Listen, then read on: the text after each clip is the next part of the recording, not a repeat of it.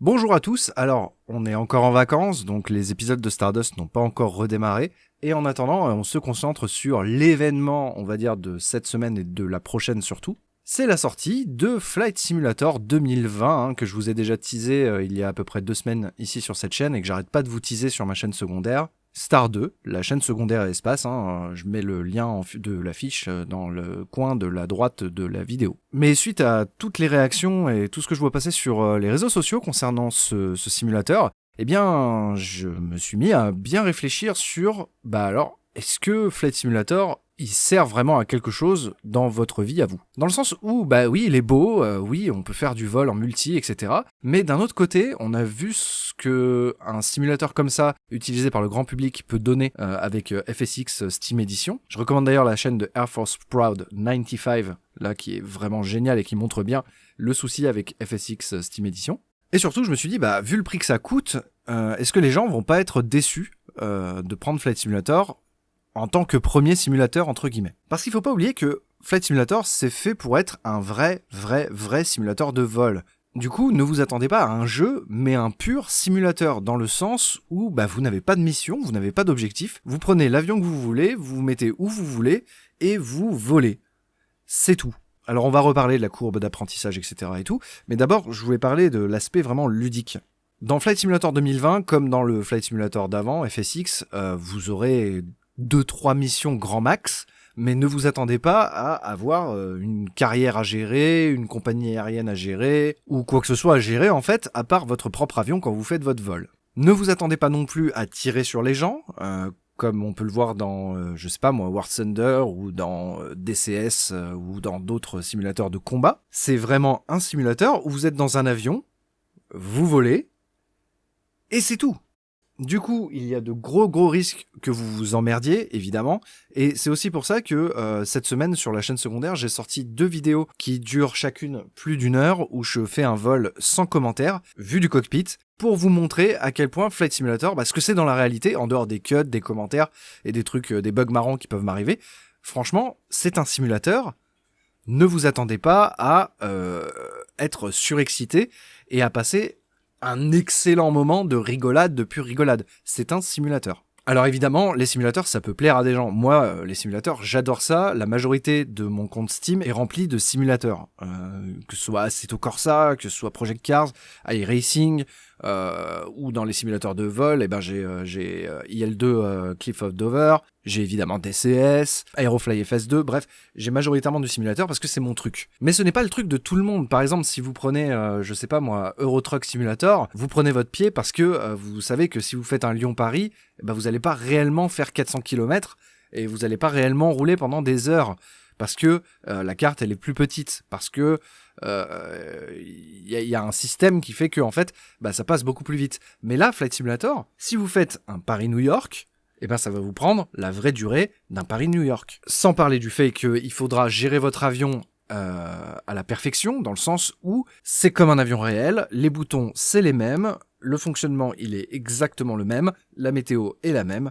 Bref, si vous vous attendiez à quelque chose de ludique du style en exploration de The Crew 2 par exemple, The Crew 2 on peut prendre un pied de fou à voyager en avion, en voiture ou en moto, là ce sera pas pareil, c'est un simulateur, attendez-vous à passer des heures où il ne se passe rien, vous êtes juste en vol. Donc voilà, c'est vraiment important de vous prévenir là-dessus, c'est un simulateur, comme son nom l'indique, un vrai simulateur, on est loin des Surgeon Simulator, etc., qui facilitent entre guillemets le boulot que c'est dans la réalité. Là, c'est exactement la même chose qu'un vol réel. Et justement, ça me fait rebondir sur l'apprentissage. Alors, dans Flight Simulator, actuellement, vous avez une école de vol. Où, en gros, ils vous apprennent comment décoller, comment rouler, comment parler à la radio, etc. C'est super, c'est ultra intéressant, et tant mieux que ce soit là, parce que je pense qu'il y en a pas mal qui vont en avoir besoin, et c'est tout à fait normal. Un simulateur, ça prend des semaines, des mois, des années pour vraiment connaître comment vole un avion et connaître comment maîtriser un avion concrètement. Et pour tout vous dire, quand moi je me suis mis à la simulation, c'était il y a près de 10 ans, Ça m'a pris des semaines pour apprendre à décoller et atterrir proprement. Et pourtant, j'ai commencé avec du facile, puisque j'ai commencé avec l'ancêtre de DCS, l'Ocon, qui avait des modèles de vol extrêmement facilités et qui n'avait pas de cockpit cliquable. Bref, c'était ultra simple, sur le papier. Mais là, vous allez vous retrouver avec un simulateur ultra réaliste. Vraiment, tous les boutons du cockpit, tout le système de vol, tout le modèle de vol, c'est ultra réaliste. Et du coup, l'apprentissage risque d'être un peu complexe et risque de vous prendre du temps. Donc si vous n'êtes pas quelqu'un de patient, eh ben ça va être compliqué pour vous. Donc attendez-vous évidemment à avoir du mal à juste peut-être démarrer le moteur, ou même juste rouler jusqu'à la piste proprement, ou même décoller proprement sans vous cracher et sans tomber en décrochage. Attendez-vous à ce genre de complexité parce que c'est ce qui va vous arriver, c'est forcé. Alors vous pouvez toujours utiliser des tutos sur internet, vous pouvez toujours regarder des vidéos qui vous apprennent à piloter tel ou tel avion, vous pouvez toujours même vous plonger dans les manuels des vrais avions, parce que du coup ça va en plus vous apprendre des choses sur comment fonctionne un vrai avion, et ce sera reproductible dans le simulateur, donc c'est tant mieux. Donc si vous avez vraiment envie d'apprendre comment fonctionne le pilotage, eh ben foncez. Par contre, si vous n'avez pas la patience, ça va être compliqué pour vous. Et ça va être d'autant plus compliqué si vous jouez uniquement à la manette ou au clavier souris, parce que, évidemment, un 747, ça se pilote pas avec une manette. Vu tous les boutons qu'il y a sur un 747, c'est bien pour quelque chose, c'est parce que l'engin est complexe et qu'il y a plein de systèmes à maîtriser, etc. Et vu qu'on est dans un simulateur, évidemment, il va falloir les maîtriser. Alors, très honnêtement, j'ai jamais joué à un simulateur de vol sur une console, j'ai jamais joué à un simulateur de vol avec une souris et un clavier, et je ne vous ferai pas l'affront de le faire, je n'ai absolument pas envie de le faire, très honnêtement, parce que, concrètement, je vois pas comment c'est possible, concrètement, de faire un beau vol, un vol propre, et même de ressentir des sensations, sans avoir un joystick en main. Et c'est là que je me dis, attention aux joueurs de Xbox qui vont se dire, tiens, je vais prendre ça, c'est un peu comme War Thunder, je vais m'amuser, je vais tirer sur les gens, je vais voler comme un fou, etc., je vais m'amuser. Parce que sur Xbox, si vous avez juste une manette, ça va être compliqué, hein. Surtout que, comme je le disais un peu avant, c'est un simulateur où il n'y a pas vraiment d'objectif. Donc sur Xbox, je sais pas comment trop vous allez vous amuser. Et puis, si vous êtes sur PC, déjà il vous faudra une bonne machine, hein, mais en dehors de ça, si vous êtes en clavier et souris, vous aurez pas l'impression d'avoir quelque chose dans les mains qui pilote l'avion. Vous allez peut-être avoir le mouse yoke, ce qu'on appelle le mouse yoke, genre la souris marche comme un joystick, donc vous poussez la souris en avant, l'avion il va plonger, vous tirez la souris vers vous, l'avion il va monter, etc. C'est peut-être faisable, moi c'est pas quelque chose qui me tente. Mais après la souris sera dans tous les cas pour moi indispensable à ce simulateur, puisque il faut cliquer sur tellement de boutons dans le cockpit que concrètement, oui la souris elle va être indispensable pour vous. Dans tous les cas, moi ce que je vous conseille vraiment, c'est d'y jouer sur PC avec un joystick, et ça c'est le minimum syndical. Pas forcément obligatoire d'avoir un palonnier, pas obligatoire d'avoir un track-IR, pas obligatoire d'avoir un casque VR. De toute façon, la VR, elle est pas encore là. Mais indispensable, et pour moi, je pense que ce sera indispensable pour vous, parce que sinon, vous allez prendre aucun plaisir. Achetez un joystick. Alors, les joysticks, ça peut coûter très cher, et c'est pas le but de cette vidéo de les lister, et je suis pas toujours de meilleurs conseils pour ça. Moi, pour vous dire, j'ai commencé avec un OTAS X52 de Cytec, pas le X52 Pro, mais le X52 normal. Pour débuter, c'est très bien. Et il m'avait coûté de mémoire, et c'était il y a près de 10 ans, il m'avait coûté 100 balles, 110 balles. C'est de l'entrée de gamme, ça va pas vous durer longtemps, mais pour débuter, c'est déjà pas mal. Après, si vous êtes pété de thunes, rien ne vous empêche de passer sur des gros joysticks comme celui que j'ai, le Thrustmaster Warthog. Mais là, le problème, ce sera comprendre comment il fonctionne, parce que la configuration d'un Thrustmaster Warthog, c'est pas à la portée de tout le monde dès la première seconde. Donc il faut bien... il faut le taffer, en fait, ce joystick. Donc ouais, c'est pour ça que je suis un peu dubitatif à ceux qui sont très impatients d'y jouer sur console.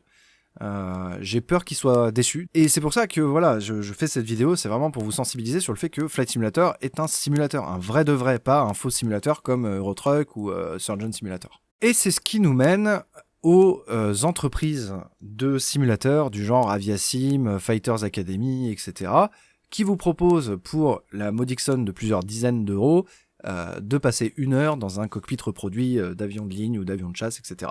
Alors moi, ce que je vous conseillerais, et je suis pas du tout affilié avec eux, et très honnêtement, j'y mets jamais les pieds, et j'ai pas besoin d'y mettre les pieds, parce que quand on a tout son propre matos à la maison, on n'a pas besoin d'aller dans ce genre de truc pour payer une blinde pour voler 1 heure. C'est au moins, si vous ne connaissez pas les simulateurs, allez allez faire une petite session là-bas et essayez de voir du coup à quoi ça ressemble un simulateur. Parce que si vous achetez Flight Simulator et que vous achetez les joysticks, etc., vous n'avez jamais fait de simulateur avant, si ça se trouve, vous allez être déçu et vous allez vite revendre le joystick, vite revendre le jeu si vous pouvez le revendre. Bref, vous allez vite vous débarrasser de tout ça et c'est un peu dommage.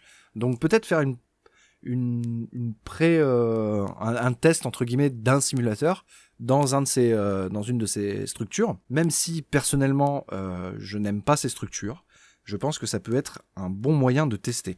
Ou pareil, si vous avez un pote qui a un simulateur de ce genre, un simulateur de vol, un vrai de vrai, pas War Thunder, bah franchement, allez chez lui et testez aussi. Et vous verrez ce que c'est qu'un simulateur, parce que ouais, ça peut vite être déroutant de se retrouver comme ça, paf, seul aux commandes d'un Cessna, et de se dire, ok, il faut que j'appuie sur quoi pour faire ci, il faut que j'appuie sur quoi pour faire ça. Moi, mon but avec cette vidéo, c'est pas de vous décourager de prendre Flight Simulator. Moi, je serais trop heureux de voir des centaines de personnes autour de moi pendant que je vole dans Flight Simulator 2020, et c'est ce qui va arriver forcément. Par contre, ce qui m'attristerait, c'est que les gens soient dégoûtés de Flight Simulator 2020 parce qu'ils n'étaient pas préparés à ce que ça serait, en fait. Et je parle de Flight Simulator 2020 comme je peux parler de DCS ou d'autres simulateurs dans ce genre-là. C'est que si vous n'êtes pas préparé un minimum, que vous savez pas ce que c'est et comment il faut se préparer à ce genre de simulateur, eh ben vous allez vite vous retrouver complètement perdu. Et ça va vous dégoûter du simulateur et vous allez laisser tomber ça, alors que ça se trouve, si vous aviez été plus préparé à ce que ça allait être, eh ben vous seriez tombé amoureux et vous seriez vraiment un fan de simulation et vous jureriez que par ça, quoi. Donc c'est vraiment voilà, il faut être préparé. Ce genre de truc, il faut être préparé. C'est un simulateur, c'est très particulier comme type de entre guillemets jeu. Surtout que très honnêtement, quand j'ai commencé la simulation, je me suis dit je vais aller sur des forums pour essayer de trouver une communauté d'autres simmers comme moi. Enfin, moi j'étais débutant, mais pour trouver d'autres simmers et apprendre d'eux et faire des vols avec eux, etc.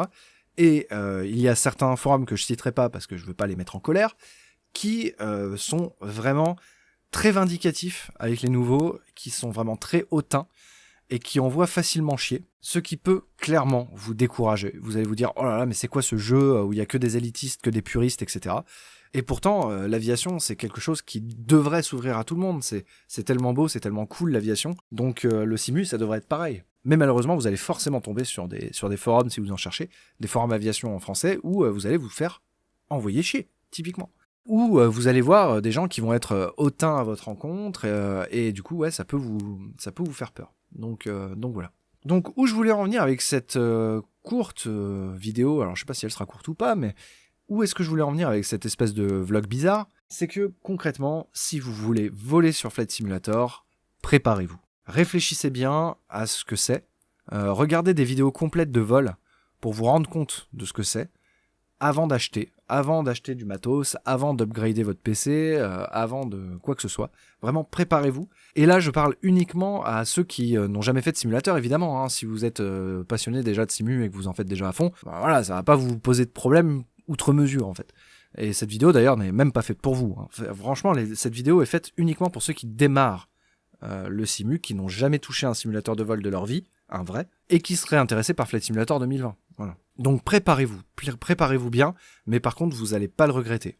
Parce que si vous êtes préparé et que vous découvrez le truc, vous allez en tomber amoureux, et vous allez faire comme moi, c'est-à-dire utiliser un simulateur de vol pour prendre un hélicoptère, aller dans les Alpes, repérer les chemins de rando et vous dire tiens, ça serait cool que je fasse une rando ici, ou découvrir des nouveaux paysages et vous dire tiens, je partirais bien en vacances là-bas. Bref, vous allez vous ouvrir des possibilités énormes, en plus d'apprendre comment vole un avion d'une manière théorique et presque pratique, dans le sens où ça vous fera un premier pied dans l'aviation, et après quelques centaines d'heures de vol sur un simulateur de vol, ça se trouve vous allez passer votre PPL et vous allez super bien progresser parce que vous aurez déjà les bases de l'ATC, les bases du fonctionnement d'un Cessna, ou même être un maître du roulage, j'en sais rien. Bref, ça peut être énorme. Mais par contre, ouais, préparez-vous parce que vous allez pas, c'est pas Fortnite, quoi. C'est pas Fortnite. Dans tous les cas, j'espère que cette vidéo vous aura plu et ne vous dégoûte pas à l'avance de Flight Simulator. J'essaie juste de vous donner des pistes en fait et de vous décrire ce que c'est afin que vous vous prépariez, hein, encore une fois. Donc préparez-vous à Flight Simulator, vous allez kiffer et je vous dis à très bientôt. Salut!